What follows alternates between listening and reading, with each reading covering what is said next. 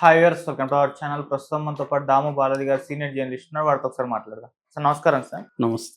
Sir, Saif Ali Khan దాడి ఇష్యూలో ఇంకొక కొత్త అప్డేట్ వచ్చింది సార్. అతన్ని దాడి చేసిన వ్యక్తిని అరెస్ట్ చేశారు. అయితే ఇక్కడ ఒక ట్విస్ట్ ఏంటంటే సార్, అతను దొంగతనానికి వచ్చి దాడి చేయలేదు. ఆ పని మనిషితో ఎఫ్ఐఆర్ ఉంది. దాని కారణంగానే ఈ దాడి జరిగిందని కూడా చెప్తున్నారు. మరి ఎటువంటి అంశాలు ఇప్పటివరకు అయితే బయటపడ్డాయి? కొత్త అప్డేట్స్ ఏమన్నా ఉన్నాయా సార్ ఈ కేసు? సైఫ్ అలీ ఖాన్ మీద హత్యాయత్నం, అంటే అది హత్యాయత్నమా లేకపోతే తను తప్పించుకోవడానికి అతన్ని పొడిచాడా అనేది కూడా ఇంకా కరెక్ట్గా బయటకు రాలేదు. అయితే ఇప్పుడు అనేక ట్విస్ట్లు, రోజుకొక ట్విస్ట్ కథనం బయటకు వస్తుంది. నిన్న కూడా మనం చెప్పుకున్నాం, అక్కడ అతన్ని తీసుకుని వెళ్ళిన ఆటో డ్రైవర్ భజన్ లాల్ రాణా అతను ఒక కథనం చెప్పాడు. అదేంటంటే ఒక మహిళ ఎవరు అరిచారు, ఆటో రిక్షా రోకో రోకో అని అరిచారు. దాని తర్వాత ఇతను వైట్ కుర్తా పైజామాలో ఉన్నాడు, బ్లడ్ ఉంది. సో అతను వచ్చి ఎక్కాడు. అతనితో పాటు ఒక టీనేజర్ ఉన్నాడు, ఒక 7 ఏళ్ళ బాబు ఉన్నాడు. వాళ్ళ ముగ్గురిని నేను తీసుకెళ్ళాలని చెప్పాడు. సో కానీ ఇప్పుడు ఏంటంటే కరీనా అక్కడ ఉందా లేదా అనేది తెలియట్లేదు. ఫస్ట్ ఏమో కరీనా లేదన్నారు, కానీ వాళ్ళు కరీనా ఫ్యామిలీ ఖండించారు ఆ న్యూస్ని. కరీనా ఉందని చెప్పారు. కరీనా నిన్న వాంగ్మూలం ఇచ్చిందని చెప్తున్నారు. ఆ వాంగ్మూలంలో కరీనా ఏం చెప్పిందంటే, అతను దూకుడుగా, దొంగ ఎవరైతే ఉన్నాడో అతను దూకుడుగా ఉన్నాడు, అక్కడ నగలున్నా కూడా అతనేం దాన్ని ముట్టలేదు అనేది చెప్పినట్టుగా వార్తలు వస్తున్నాయి, నేషనల్ మీడియా రాసింది. అంటే మరి దూకుడుగా ఉండి నగలు తీసుకోకపోతే అతను దొంగ ఎలా అవుతాడు? దొంగ వచ్చింది దేనికి? నగలో డబ్బో తీసుకెళ్ళడానికి. అది ఆమె చెప్పిన వెర్షన్. రెండోది పని మనిషి ఒక నాని, ఆమె ఏం చెప్తుందంటే, ఇతను చిన్న బాబు ఎవరైతే ఉన్నాడో 3 ఏళ్ళ బాబు, రెహన్ అనే బాబు, ఆ బాబుని అతను పట్టుకున్నాడు. ₹1,00,00,000 ఇస్తేనే వదులుతా అన్నాడు. నేను పెనుగులాడాను, ఈ లోపల సైఫ్ వచ్చాడు, అతను భయపడి సైఫ్ను పొడిచాడు అనేది ఆమె వాంగ్మూలం. సో ఆ టైంలో కరీనా ఉందా లేదా అనేది కూడా ఆమె చెప్పినట్టుగా మనకి తెలియట్లేదు. సో ఇక్కడ అనేక అనుమానాలు వస్తున్నాయి. ఇప్పుడైతే లేటెస్ట్గా అతను పట్టుకున్నాడని అఫీషియల్గా అనౌన్స్ చేశారు. మామూలుగా నిన్న మొన్న కూడా ఒకరిని పట్టుకున్నారు. నిన్న ఒక ఛత్తీస్గఢ్ జ్ఞానేశ్వరి అక్కడ జ్ఞానేశ్వరి ఎక్స్ప్రెస్లో దుర్గ్ అనే ఒక రైల్వే స్టేషన్లో జ్ఞానేశ్వరి ఎక్స్ప్రెస్లో వెళ్తున్న ఒక అతన్ని పట్టుకున్నారు అక్కడ ఆర్పిఎఫ్ పోలీసులు. అతని పేరు ఆకాష్ కైలాస్ కన్నోజే అని చెప్పారు. అతన్ని వీడియో కాల్లో ముంబై పోలీసులు చూపించారు. ముంబై పోలీసులు అతనే అని ఐడెంటిఫై చేస్తారని ఒక వార్త వచ్చింది. కానీ లేటెస్ట్గా అదంత అబద్ధం. ఇప్పుడు ఒక అతను దొరికాడు, అతని పేరు విజయ్ దాస్. అతను కన్ఫెస్ కూడా అయ్యాడు, నేనే అతన్ని పొడిచానని. అతను ఒక రెస్టారెంట్లో వెయిటర్గా పనిచేస్తున్నాడు అనేది మాత్రమే ఇప్పుడు చెప్తున్నారు. అతను ఎందుకు పొడిచాడు, నిజంగా దొంగతనం కోసమే వెళ్ళాడా అనేది ఇంకా కన్ఫామ్గా పోలీసులు చెప్పలేదు.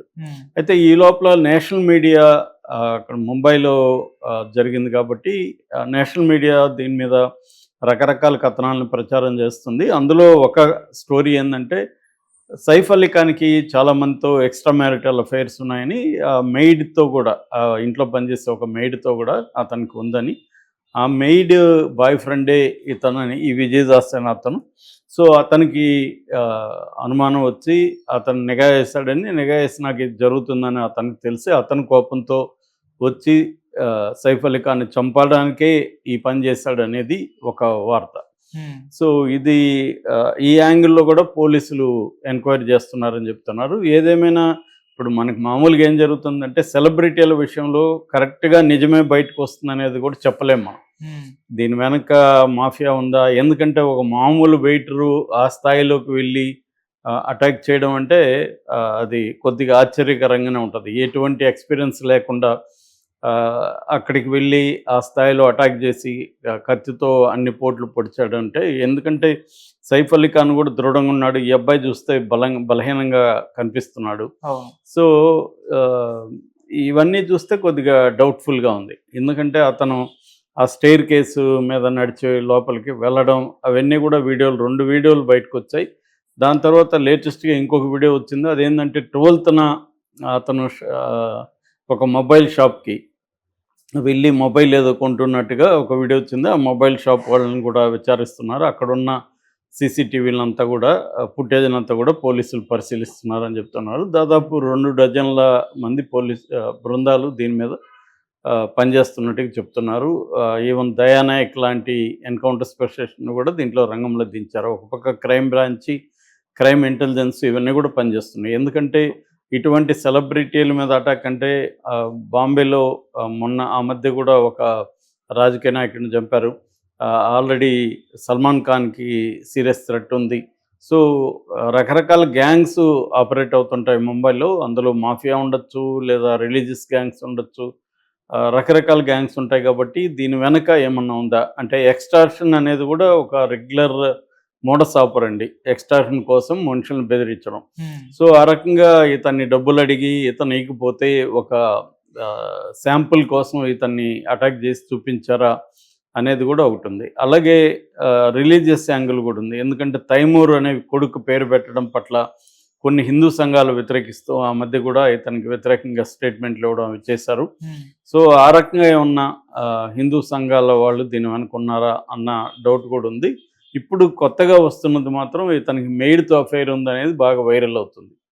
సో, అది పోలీసులే చెప్పాలి. పోలీసులు మరి అఫీషియల్‌గా ఈరోజు స్టేట్మెంట్ ఇచ్చే అవకాశం ఉంది. ఎందుకంటే ఆల్రెడీ అతను దొరికాడని పోలీసులు చెప్తున్నారు కాబట్టి కోర్టుకైతే ప్రొడ్యూస్ చేయాలి. కోర్టుకి ప్రొడ్యూస్ చేసేటప్పుడు వాళ్ళ రిమాండ్ రిపోర్ట్ కూడా కోర్టుకి సబ్మిట్ చేస్తారు. ఈ లోపలే ఈ అబ్బాయి కన్ఫెషన్ రిపోర్ట్ అంటే వాంగ్మూలం ఒప్పుకోలు ఇది కూడా సబ్మిట్ చేయాలి.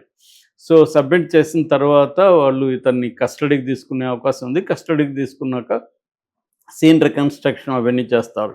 That is one part. Second part ఏందంటే సైఫ్ అలీ ఖాన్‌తో కూడా వాంగ్మూలం తీసుకోవాలి. సైఫ్ అలీ ఖాన్‌కైతే ఇప్పుడు 3 రకాల సర్జరీలు అయినాయి. వెన్నెముక దగ్గరున్న 2.5 అంగుళాల కత్తిని కూడా బయటికి తీశారు. సో, మిగతా కత్తి ఇతను ఎక్కడ పడేశాడు ఏంటి దాన్ని కూడా అంటే మర్డర్ వెపన్ అంటారు. మర్డర్ వెపన్‌ని స్వాధీనం చేసుకోవాలి. అది కూడా కోర్టుకి పెట్టాల్సిన ఇదైతే ఉంటది. సో, దాని తర్వాత సైఫ్ అలీ ఖాన్ వాంగ్మూలం కూడా తీసుకుంటారు. ఎందుకంటే అతనికి ఇప్పుడు స్టేబుల్‌గా ఉంది. ఆల్రెడీ అతన్ని ఐసీయూ నుంచి బయటికి కూడా తీసుకొచ్చారని చెప్తున్నారు. సో, అతని దగ్గర వాంగ్మూలం కూడా తీసుకునే అవకాశం ఉంది. మరి మేజిస్ట్రేట్ ముందు అతను వాంగ్మూలం తీసుకుంటారా? లేకపోతే పోలీసులే వీడియో షూట్ చేసి తీసుకుంటారనేది చూడాలి. సో, తీసుకున్న తర్వాత ఇవన్నీ మ్యాచ్ అవుతాయా? అంటే ఇప్పుడు ఆల్రెడీ ఆ ఇంట్లో ఉన్న వాళ్ళందరి వాంగ్మూలాలు పోలీసులు తీసుకుంటారు.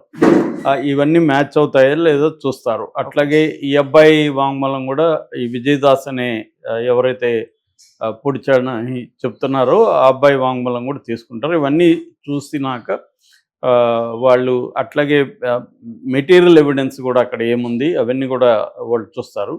సో, అంటే అతని దగ్గర బ్యాగ్ ఉన్నింది. ఆ బ్యాగ్‌లో ఏమున్నాయి?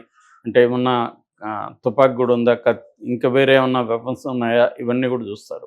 తర్వాత ఇతను ఒక్కడే చేశాడా? ఇంకెవరైనా ఉన్నారా? అనేది ఒకటి తేల్చాలి. అట్లాగే ఇతను మోటివ్ ఏంటి? అంటే చంపడానికి వెళ్ళాడా? లేకపోతే దొంగతనానికి వెళ్ళాడా?